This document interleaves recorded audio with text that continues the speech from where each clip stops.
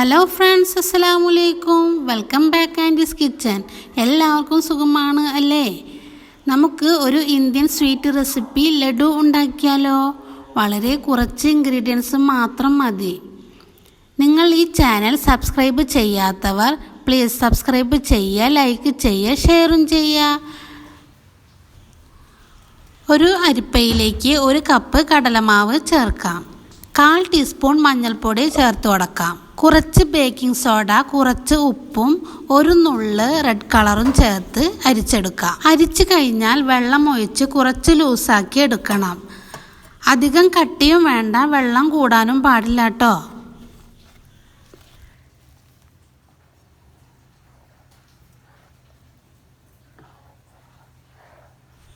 ഇതിലേക്ക് ഏലക്കാപ്പൊടി ചേർത്ത് കൊടുക്കാം. ഒരു പാൻ വെച്ച് വെജിറ്റബിൾ ഓയിൽ ഒഴിച്ചു കൊടുത്ത് ഒരു തവിയിലേക്ക് ഒഴിച്ച് ഇങ്ങനെ ഫ്രൈ ചെയ്തെടുക്കാം.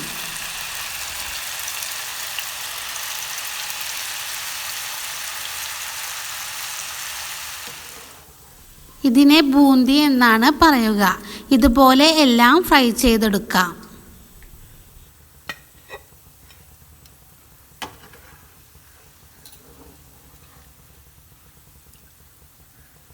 ഇത് തണുത്ത് കഴിഞ്ഞാൽ മിക്സിയുടെ ജാറിലിട്ട് അടിച്ചെടുക്കാം.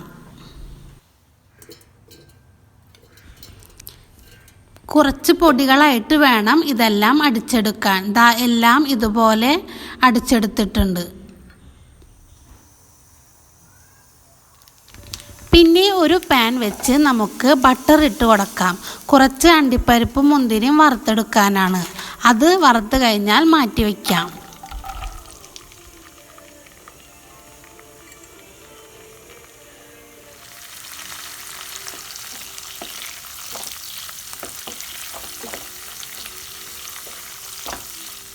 വേറെ ഒരു പാൻ വെച്ച് 3/4 കപ്പ് പഞ്ചസാര കാരമൽ ചെയ്തെടുക്കാം.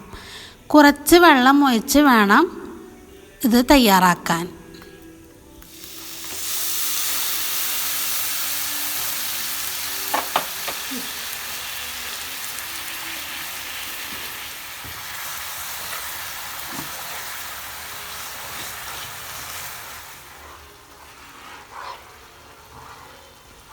പഞ്ചസാര തിക്കായി വരുമ്പോൾ നമുക്ക് ബൂന്തി ചേർത്ത് കൊടുക്കാം.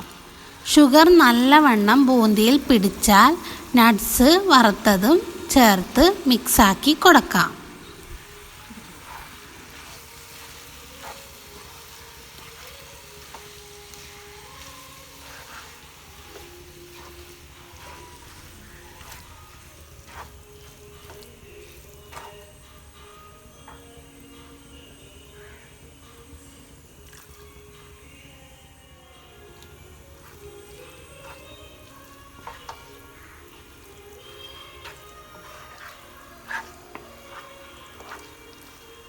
കുറച്ച് ചൂടോടുകൂടി ഉരുളകളാക്കി മാറ്റിയാൽ അടിപൊളി ലഡു ഇവിടെ റെഡി.